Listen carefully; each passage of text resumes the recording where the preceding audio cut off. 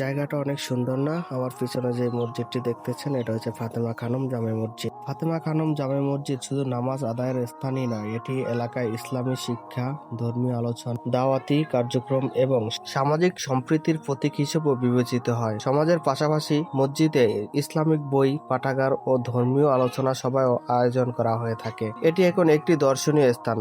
স্থানীয় মানুষ ছাড়াও দেশের বিভিন্ন প্রান্ত থেকে অনেকে এই মসজিদে দেখতে আসে। সকাল থেকে সন্ধ্যা পর্যন্ত দর্শনার্থীদের আনাগোনা লেগেই থাকে। মসজিদের চারপাশে সুসজ্জিত বাগান ও খোলা পরিবেশ এটি আরো আকর্ষণীয় করে তুলেছে। ফাতেমা খানম জামে মসজিদ একটি আধুনিক ইসলামী স্থাপত্যের অনন্য উদাহরণ। এটি ভোলাবাসীর জন্য শুধু একটি মসজিদ নয়, বরং এটি একটি গর্বের প্রতীক।